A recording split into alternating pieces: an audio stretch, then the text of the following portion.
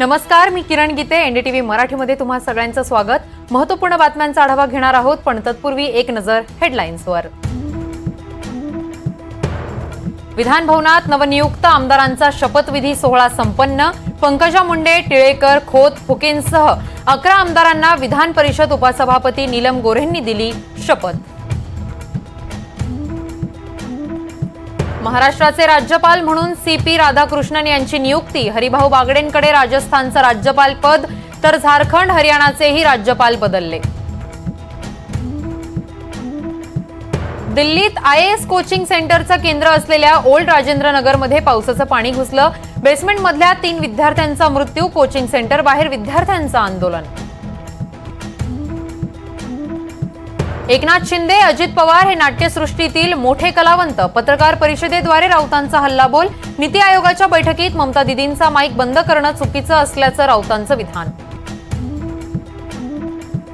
आरक्षणाला धक्का लागल्यास राजकारणातून संन्यास घेणार. प्रफुल्ल पटेलांचं मोठं वक्तव्य. आरक्षणाचा मूळ ढाचा कोणीही बदलू शकत नाही, पटेलांचं विधान.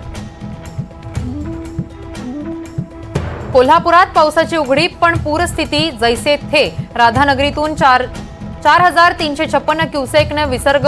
पंचगंगेची पाणी पातळी 47.8 फुटांवर.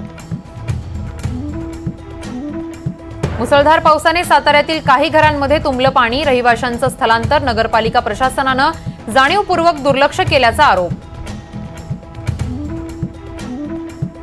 मुंबईत मध्य आणि हार्बरवर मेगा ब्लॉक. वेस्टर्नवरचा रात्रकालीन मेगा ब्लॉक संपला. पावसाचा अंदाज घेऊनच घराबाहेर पडा.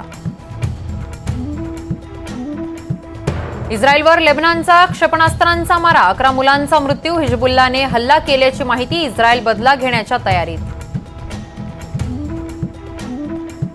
महिलांच्या 10 मीटर एअर पिस्तूल प्रकारात मनू भाकर आज अंतिम सामन्यात धरणार नेम. पॅरिस ऑलिम्पिकमध्ये भारताला आज पहिलं पदक मिळण्याची आशा निर्माण.